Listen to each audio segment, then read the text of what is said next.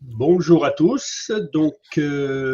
Voilà, nous repartons pour une saison 2023 des Qui Juniors Locomotion avec cette année une quinzaine de groupes, une quinzaine d'équipes venant un petit peu de partout en Europe et même du Canada, donc ça c'est sympa. Voilà, on va commencer par faire un petit tour des jurys et ensuite on fera une présentation de l'équipe. Voilà. Donc cette première équipe nous vient de Zagreb. Voilà. Donc on commence un petit tour de table. Je vais commencer par Antoine, si tu veux bien. Antoine. Oui, bonjour. Je suis vétérinaire et j'enseigne à des maréchaux ferrants, des apprentis maréchaux ferrants en CAPA et en BTM au CFA de Saint-Chély-des-Archives. Très bien, Bruno. Oui, bonjour à tous, vétérinaire également, dans le sud-ouest et puis passionné de maréchalerie comme nous tous ici. Voilà. Bienvenue à toutes les équipes et à bientôt à Equi-Meeting. David. Bonjour à tous. Alors moi c'est Ducana David. Je suis maréchal du côté de Genève, en Suisse. Donc j'attends avec impatience vos cas cliniques. Bonne chance. Xavier.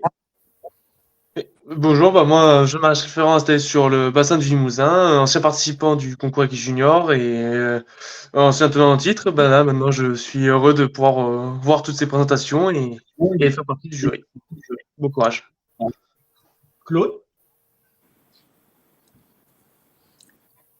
Bonjour, Claude Lortie, je suis maréchal ferrant au Québec, Canada, et puis j'organise les rassemblements chez moi en vue de préparer les étudiants à un futur Equi-Meeting.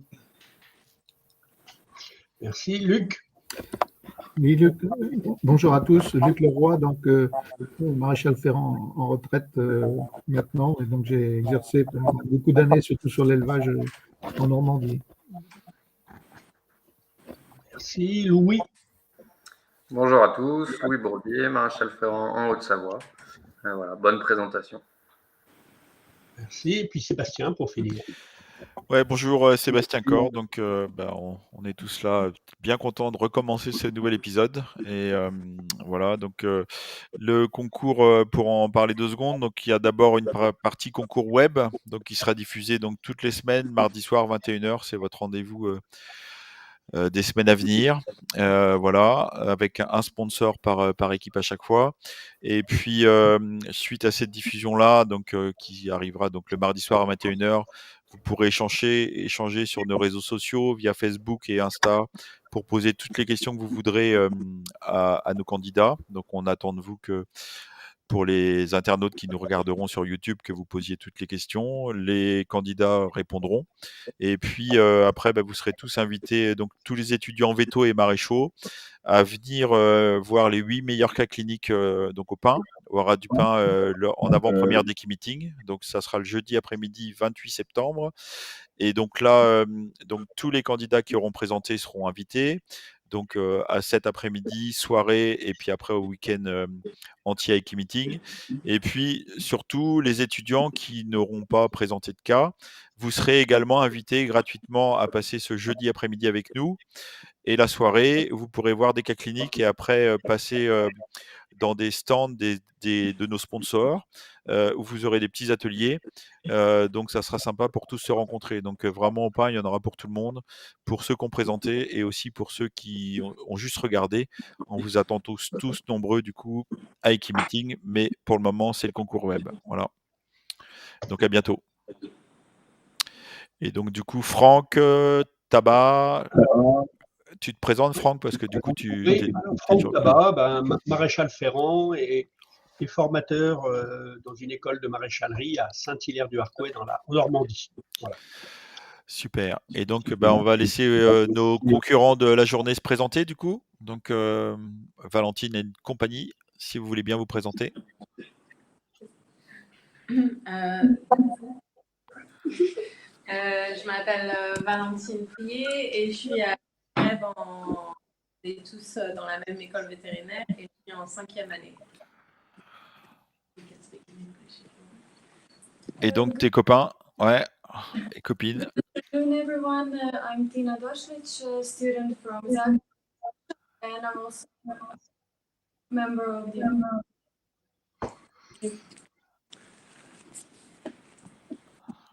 Bonjour à tous, je m'appelle Benjamin, je suis aussi en 4e année à Zagreb et avec Valentine et Margot, ça va être notre deuxième participation à Equijunior. Alors du coup, bonjour à tous. Bonjour à tous. Je m'appelle Margot et je suis dans la classe de en 4e année à Zagreb et la dernière participante de cette équipe. Ok, bah bienvenue. Donc eux, ils sont déjà venus une fois, donc ils vont essayer de gagner. Voilà, on va voir. Parce que la première fois, c'était pas brillant. Non, je rigole, c'était très bien. Ok, et donc votre partenaire aujourd'hui, c'est le laboratoire d'ECRA. C'est la première fois qu'ils nous aident, donc on est très contents. Donc il y a Laurie Kervokian qui nous a fait un petit enregistrement. Bonjour à tous, je m'appelle Laurie Kevorkian et je suis vétérinaire technique pour le laboratoire d'ECRA. Donc nous sommes sponsors pour la première fois cette année de Equijunior et nous sommes vraiment ravis d'avoir été sollicités pour faire partie de cette belle initiative. Donc nous sommes un laboratoire de taille internationale qui proposons une large gamme de produits destinés aux vétérinaires équins dans le domaine de la locomotion notamment, mais aussi dans d'autres domaines tels que l'anesthésie ou l'analgésie. Notre devise chez DECRA, c'est « Nous sommes convaincus que notre réussite est étroitement liée à la vôtre ». Donc il était naturel dans ce cadre-là que nous soyons sponsors d'Equijunior, puisque nous sommes persuadés que de travailler et d'apprendre ensemble, c'est vraiment la clé pour travailler le plus efficacement possible et pour garantir non seulement la performance du cheval, mais aussi et surtout son bien-être. Donc nous serons présents au mois de septembre pour la finale et nous sommes ravis de vous rencontrer et d'échanger avec vous à cette occasion. En attendant, je vous souhaite bonne chance et je vous dis à très vite. Donc on remercie encore une fois vraiment tous nos sponsors. Donc il n'y a pas que le laboratoire d'ECRA, il y en a plein d'autres qui vont venir. Et donc l'idée cette année, c'est de mettre à l'honneur chaque semaine un sponsor. Voilà. Et ben donc je vais partager votre vidéo et puis on se retrouve après le film pour échanger tous ensemble. Donc bon film à tous. Bonjour à tous. Nous sommes une équipe composée de 4 volontaires de la section équine de la clinique de chirurgie à la faculté de Zagreb, au Croatie. Margot et Ben sont de 4e année, Valentine et moi, Tina, de 5e. Au milieu de la photo, on voit la mère de notre patiente et l'usage auquel elle est destinée, le spectacle équestre traditionnel croate. Indy, 3 ans frison, est arrivé à la clinique pour un épisode d'aboutrie aiguë. La veille, le propriétaire a vu qu'elle ne pouvait pas s'appuyer sur son postérieur gauche. Aucun signe extérieur de traumatisme. Indy vit auprès avec sa mère et peut accéder au box bétonné librement.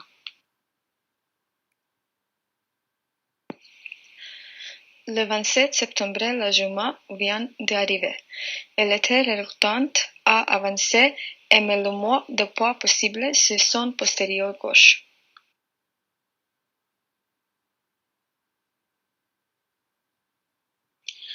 Indy présente un examen basique dans les normes. Après une inspection orthopédique, elle est jugée avoir une boiterie de niveau 5/5 scoring AAEP, confirmée par un test aux pinces à sonder très positif au niveau de la sole en pince du postérieur gauche.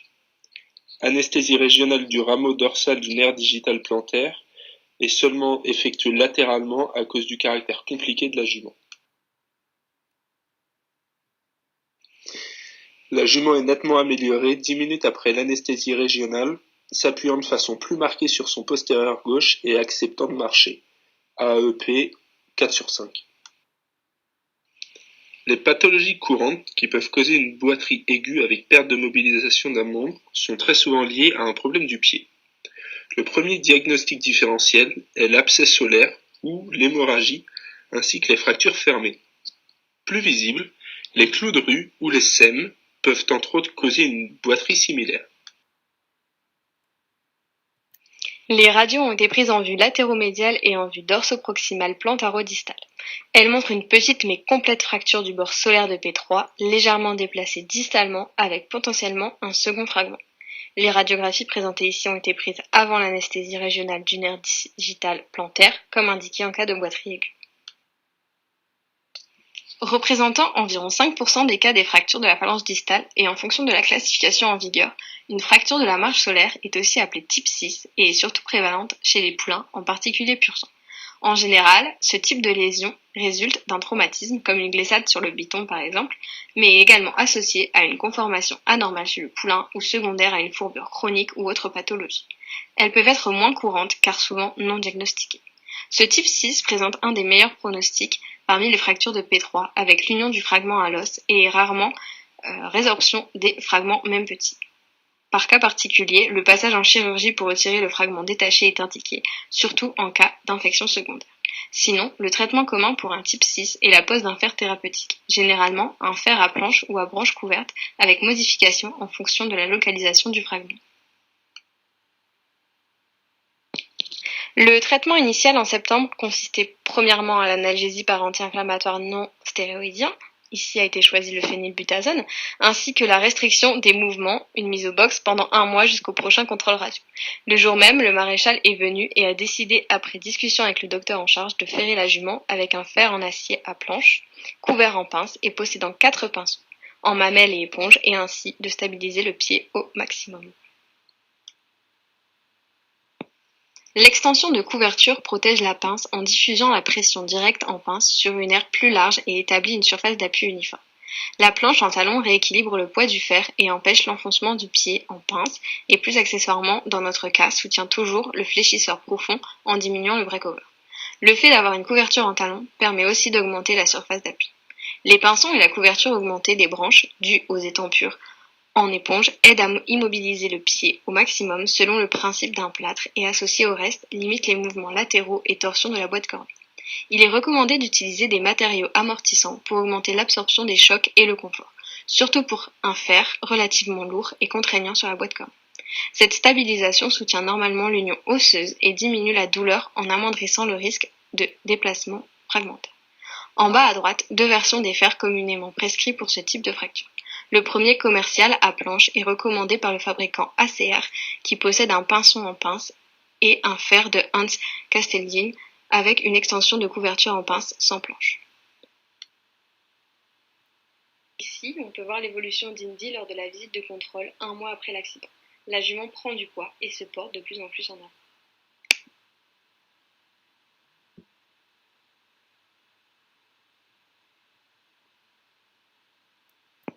En ligne droite, la boiterie est toujours visible au pas, bien que le mouvement en avant et l'utilisation du membre est amélioré. On notera cette boiterie à 4 sur 5 sur l'échelle AAEP.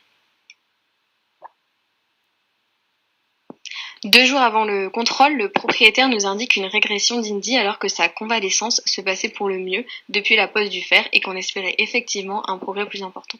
À l'examen clinique, une décharge purulente est notée au niveau de la bande coronaire, détail qui a été omis par le propriétaire. Dès lors, l'abcès est suspecté. Un examen clinique général est réalisé, il est dans les normes et indique une température de 37,7 degrés Celsius. Des radios de contrôle ont été réalisées ainsi qu'un test à la pince insondée et effectivement, un abcès en pince était présent. Le maréchal Ferrand a donc pris en charge la jument, l'a déferrée et on a pu voir entre la partie distale de la fourchette et la ligne blanche une surface solaire humide et noircie. Après avoir percé en pince avec une rainette, on ne remarque plus de pus, ce qu'indiquent aussi les radios. On a plutôt une présence de gaz, l'abcès ayant déjà été drainé naturellement. Le diagnostic d'ostéite suspectée bactérienne de la phalange distale est alors posé. Le cliché radiographique de gauche nous montre alors la présence du fragment de la phalange distale sans signe d'union. Ce cliché nous montre également une zone de résorption osseuse de 21 x 10 mm concurrente à la formation de l'abcès. Ce nouvel élément change le prognostic, car l'union osseuse n'aura certainement pas lieu dans ce cas. Le passage en chirurgie a donc été le traitement décidé, pour premièrement retirer le fragment osseux, débrider tous les tissus nécrosés et surtout pour permettre un lavage complet du pied. La chirurgie s'est déroulée sous une sédation debout par la combinaison de morphine et de détomidine, combinée à une anesthésie régionale avec de la bupivacaïne via un bloc nerveux abaxial. Après ouverture, l'abcès était déjà drainé via la bande coronaire et la cavité n'était effectivement remplie que de gaz. Le fragment osseux a été retiré, la cavité débridée et remplie avec une pâte créée à partir de 4 g de métronidazole mélangée à de la solution physiologique. Sur la photo de gauche, on aperçoit la cavité créée par le maréchal juste avant la chirurgie. Au centre, le curetage de la cavité et, à droite, une des radiographies prises pendant la chirurgie, ce qui permet d'affirmer le retrait complet du fragment osseux. Dû à une contamination extérieure, le fragment n'a pas été analysé et l'antibiogramme n'a pas pu être réalisé. Un bandage va protéger notre cavité nouvellement créée. Il sera changé tous les 2 jours lors du renouvellement du métronidazole localement, qui est un antibiotique et antifongique particulièrement efficace contre les infections anaérobes. Après la chirurgie, la jument a été hospitalisée 2 mois à la clinique. Elle a reçu 4 antibiotiques différents, dont la pénicilline et la gentamicine. Après 2 semaines d'application locale de métronidazole, qui avec une consistance solide fermait la cavité, il a été décidé de l'arrêter dû à un début de sécrétion jaunâtre.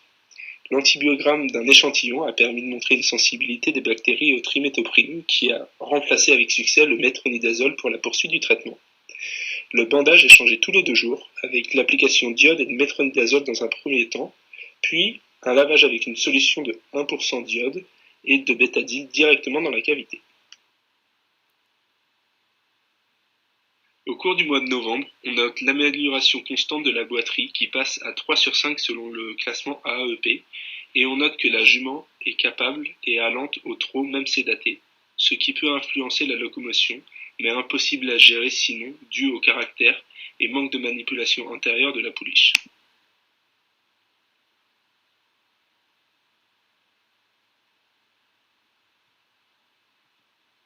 On suit l'évolution de la plaie chirurgicale, d'où a été enlevé le séquestrum osseux du début de l'hospitalisation jusqu'à la sortie d'Indy.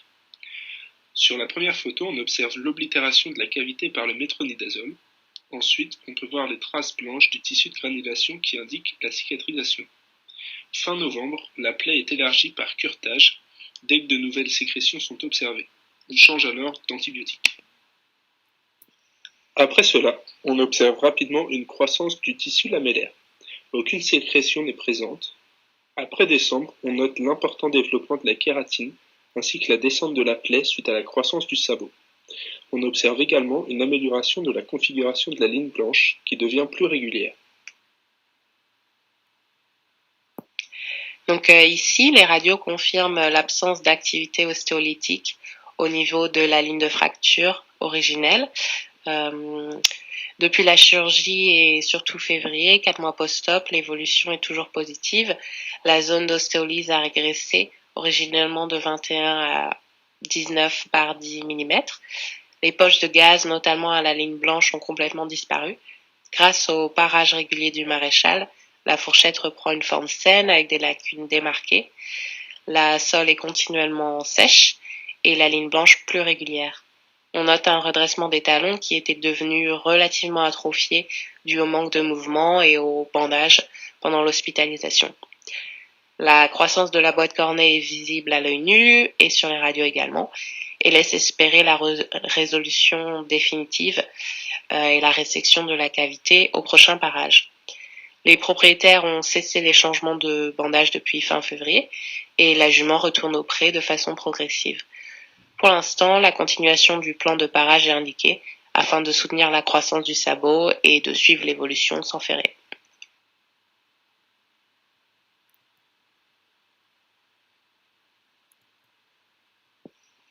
Boiterie visible au trot, mais nettement diminuée, non évidente au pas et la jument se porte de l'avant. On la note 3 sur 5 sur l'échelle AEP. Dans le cas d'une fracture de P3 de tout type, les complications sont communes. Pour une fracture de type 6, le prognostic est généralement excellent, tant que le sabot est immobilisé au maximum et le plus tôt possible, et qu'une analgésie, sans être trop importante pour ne pas masquer de signes cliniques, est pourvue. Cependant, les infections, surtout bactériennes, sont communes pour tout type de fracture de P3 et rendent le prognostic beaucoup plus incertain. Lorsque la formation d'un abcès est observée, entre la face solaire et le chorion, formant un abcès subsolaire, et s'il atteint les structures internes du pied, notamment la phalange distale, On parle alors d'ostéite septique. Dans ce cas, il est important de détecter et identifier l'agent responsable de l'infection le plus tôt possible, de recourir à la chirurgie pour drainer au mieux l'abcès et enlever le séquestrum, et de réaliser un antibiogramme pour déterminer le traitement le plus adéquat. Le prognostic qui au départ était excellent peut demeurer bon, mais la convalescence sera plus longue et dans le cas d'un cheval adulte, un programme de réhabilitation peut être décidé. La fourbure ainsi que plus rarement l'ostéite non septique, donc sans cause identifiée, dite aussi ostéite primaire, qui entraîne en général l'ossification des cartilages, sont les deux autres complications les plus souvent rencontrées. Attention à ne pas ignorer la gestion du membre contralatéral, la fourbure du membre de soutien opposé ou pathologie du pied sain est commune. Mais dans notre cas, les postérieurs sont moins susceptibles. Sur la photo, on peut voir la jument avec la mère et lors de la dernière visite, on note une amélioration de son état général avec une prise de poids et aussi une amélioration de son caractère. En conclusion, la communication vétérinaire maréchale est dans ce cas très importante pour choisir la meilleure ferrure possible. Agir le plus vite possible est aussi un point clé. Laisser une fracture sans observation peut s'avérer dramatique en cas de complication. Ici, ce qui est intéressant au niveau de la ferrure, c'est l'association des deux types de fer les plus utilisés pour ces fractures, et pas seulement de type 6, avec une couverture augmentée en pince et également la planche en talon. Nous n'avons pas trouvé dans la littérature ce fer combiné de la sorte, mais c'est certainement une option intéressante puisque la planche équilibre la charge augmentée par la couverture en pince. Le désavantage d'un fer plus lourd et contraignant pour le pied n'est ici pas un souci puisque le mouvement est minimal et le but est de stabiliser la fracture. On peut par contre penser que le rétablissement de la jument aurait été plus rapide et la déformation du sabot moindre si la ferrure avait été gardée plus longtemps, c'est-à-dire sans développement d'un abcès subsolaire. C'est certainement le point principal de notre discussion et il serait intéressant de suivre la gestion de cas similaires avec une telle ferrure. D'autres options de traitement sont possibles, telles que le plâtre, surtout chez les jeunes poulains, mais le fer permet l'entretien et un contrôle de l'évolution du pied plus spécifique. D'autres types de fractures de la phalange distale ou pour un fragment plus large, la fixation interne par pose de vis est aussi un choix recommandé. Les deux autres types de ferrures thérapeutiques décrites pour ces cas et auxquels nous avons pensé sont un fer simple ou modifié à rime pour les forgerons qui protège évidemment la pince ainsi que plus récemment des fers en aluminium semi-couverts qui évitent de brocher et peuvent être collés avec une résine haute pour plus de stabilité. Une note importante à souligner, puisque les poulains sont particulièrement touchés par ce type de fracture, on peut noter que la croissance du sabot à cette période est telle qu'il est déconseillé de plâtrer ou de poser un fer fall de façon continue ou prolongée. Ici, on peut voir la progression la plus récente d'Indy chez elle, en ligne droite. La jument est retournée au pré avec sa mère et la boiterie est intermittente au trot que l'on peut noter à ce jour à environ 2/5.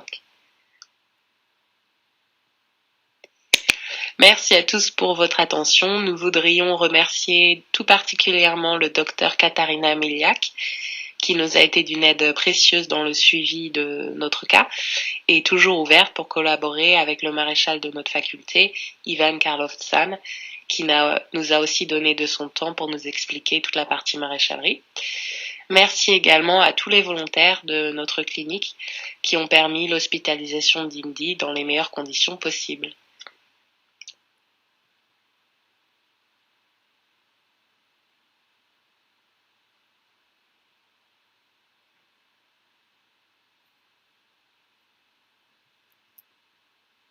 Bien, merci à tous. Bravo pour cette présentation. Et je suppose qu'il va y avoir plein de questions. Alors, préparez-vous en Croatie. Ils sont déjà prêts en Croatie. Ouais. Il y a Franck qui a une question. Oui, moi j'aurais une question d'ordre maréchalerie concernant. Est-ce que vous pourriez nous dire ce que c'est que le fer en rime, et vous parliez du besoin d'un forgeron. Est-ce que vous pouvez nous expliquer ça, s'il vous plaît?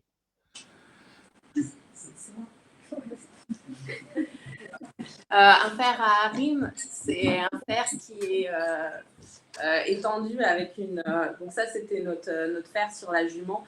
Et le fer à rime, il est étendu en général sur à peu près 5 mm en hauteur sur la boîte cornée, surtout en pince. Et c'est une pour nous, pour la jument, mais sachant qu'on avait déjà cette partie d'extension sur la face solaire en pince, ça a été jugé pas forcément nécessaire, sachant qu'on a aussi 4 pinceaux et que du coup, nos branches sont un petit peu déjà ouvertes au niveau des étampures ici, et ça a été jugé, ça aurait alourdi encore le fer et ça a été jugé pas nécessaire. D'accord, merci. Une autre petite question rapidement, c'était, j'ai cru entendre aussi, en parlant de ce fameux fer à planche, qu'il limitait l'enfoncement du pied en pince, c'est ça? J'ai bien compris ou c'est la planche qui limite l'enfoncement du pied en pince? Non, c'est donc la planche, elle limite l'enfoncement des talons, bien sûr, mais ce que je voulais dire, c'est qu'en fait, vu que notre pince est très lourde et qu'on ne voulait pas avoir ce mouvement de bascule vers l'avant parce que c'était au niveau de la jument, et donc le poids de la planche permet de rétablir ça et d'éviter l'enfoncement, que ce soit en pince ou en talon. Merci bien. On a Xavier qui a une question aussi. Xavier. Oui, j'avais une question, donc merci pour la présentation. Au début, vous parliez de l'amorti avec la première ferrure, avec le fer ouvert en pince et en planche. Mis à part la plaque, qu'est-ce qui aurait pu être rajouté pour faire un peu un amorti? On avait rajouté dans la ferrure, en fait on l'a écrit sur le diapo, je ne pense pas qu'on l'ait dit à l'oral. Il y avait une plaque en silicone et une plaque en cuir qui ont été rajoutées pour amortir justement les mouvements de la jument. Ok. Bruno. Bruno, tu as levé la main et on t'entend pas. Allô, Bruno. On a perdu Bruno. Là. Ouais, c'est bon. Ça y est. Oui, merci à vous, mais bravo également. Et je voudrais juste j'ai 2 questions, une un peu hors sujet et l'autre qui concerne le plâtre. Vous avez dit que vous étiez pas une grande, enfin, vous n'avez pas qualifié le plâtre d'une grande aide dans le soin post-op. Est-ce que vous pourriez préciser un petit peu là-dessus? Et ma deuxième question, ça consiste en quoi le spectacle croate à cheval? Au niveau, en réentendant, c'est vrai que peut-être que je crois que c'était moi que je me suis mal exprimée. Le plâtre, il est très utile, surtout chez les poulains qui sont compliqués à gérer. C'est juste qu'on voulait mettre l'accent sur le fait que, idéalement, on peut couper le plâtre ou trouver une solution pour pouvoir le mettre que de façon intermittente. Voilà, de penser au fait qu'avec la croissance chez les poulains, ça peut être dangereux de juste laisser un plâtre et puis de ne pas s'en occuper. Après, ce n'est pas spécifique pour nos fractures. Et sinon, nous, on n'avait pas pensé au plâtre parce que, surtout à cause d'une infection secondaire, dans ces cas-là, c'est beaucoup plus dur à gérer au niveau du traitement local. Pour assécher le pied avec un plâtre, c'est compliqué. Il y avait un environnement chez elle, qui avait accès à un environnement humide éventuellement, et donc voilà, on n'avait pas envie, pour des questions de propreté aussi, on n'avait pas envie qu'il y ait quelque chose qui aille se loger dedans, et c'est vrai qu'en ayant un fer, c'est plus facile à nettoyer. Et voilà. D'accord. Ouais. Bah, juste pour info, j'ai une des chirurgiennes de la clinique qui traite exclusivement à l'aide de plâtre, hein. Alors elle les change tous les 2-3 jours au début, et sur les adultes, hein, pas sur les poulains. Et ensuite, on arrive à les laisser 3 semaines, hein, même sur des phénomènes un peu infectieux comme ça, puisque en fait on gère la production assez, enfin un peu fréquemment en changeant tous les 3-4 jours, et ensuite progressivement on espace le temps de pose du plâtre, et on arrive à les isoler en les protégeant aussi, donc c'est pas forcément une mauvaise solution. Voilà. Ok, Luc. Oui, alors Bruno m'a un petit peu grillé ce que je voulais demander. Je voulais demander plus de précision sur les plâtres et la croissance des poulains. Mais donc, il y a eu beaucoup d'explications. Mais justement, il faut bien faire la différence parce qu'on voit que même les fers d'Almer qui étaient collés et qui faisaient un peu comme un plâtre, ça ne peut pas être laissé très longtemps. Sur un poulain en pleine croissance, c'est assez dangereux de manier le plâtre. Ça atrophie les pieds. Merci de votre réponse, mais ça a déjà été bien détaillé. Ok, et il y a David qui a une question, je crois. David? Oui, bon, du coup, Bruno m'a aussi un peu doublé. C'est pas cool. On va le mettre en dernier, du coup, maintenant. Désolé, non, je me tais après. Du coup, moi, est-ce que une plaque amovible avait été envisagée ou pas du tout?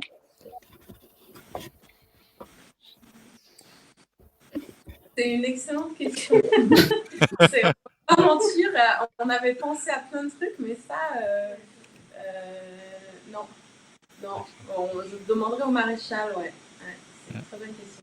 Et vous savez comment ça s'appelle, les plaques amovibles dans le domaine courant? C'est les plaques hôpital, on appelle ça. Voilà. Valentine, elle est quand même très studieuse, t'as vu? Action-réaction. Ouais, et le spectacle alors? Et le spectacle, ouais. Le plus important pour Bruno, c'est le spectacle, on croit. Okay, yeah, of course. So in Croatia, every town and the village has its own tradition, which is connected to the folklore and religion, and they often use horses as a ceremonial event. And depends on the village, and people are changed into the folklore clothes, and also horses are used or for riding or for carriage, and yeah, that's it. Long story short. Donc, pour répéter en français. C'est pour Bruno, hein, c'est pour Bruno, parce que les autres, ils ont tout compris. Vas-y, Valentine. Ouais. Dans l'est de la Croatie, chaque village a sa tradition, ça peut être en général tous les mois. C'est des fêtes folkloriques en fait, qui en général c'est aussi religieux ou au niveau des fêtes catholiques. Et c'est pour commémorer les batailles contre les Ottomans il y a très longtemps, et c'est des choses qu'ils ont gardées depuis. Et à chaque fois, ils élèvent des chevaux pour ça, et ils ont un habit spécifique, un costume, parfois il y a avec des lances, il y a des sortes de joutes, etc. Et aussi beaucoup de chevaux attelés. Et c'est pour ça que souvent c'est des frisons ou des lipides, des chevaux. Ok. Merci beaucoup. Vous nous faites un spectacle croate ou pas? Allez, on amène Indy. Bon, super. En tout cas, bravo à vous. Merci beaucoup. On est très content d'avoir ces gens un peu de partout. Et donc, on vous dit à bientôt au pain, que vous présentiez ou pas, quoi. Et oui, pour conclure au pain, les 2 meilleures équipes représenteront devant tout le monde le samedi après-midi pour clôturer. Enfin, même les 3 meilleures équipes, c'est-à-dire qu'il y aura une équipe mixte, une équipe de maréchaux et une équipe de veto qui termineront le congrès Equimeeting. Voilà, donc ça va être sympa d'avoir vous tous ensemble déjà le jeudi après-midi entre jeunes, et puis vous irez pour les 3 meilleures équipes retrouver les vieux entre guillemets le samedi après-midi lors d'Equimeeting. Donc ça va être chouette, ça va encore être une belle expérience. Voilà, donc merci encore et bravo à tout le monde, à la famille Prier et associés. J'arrête l'enregistrement.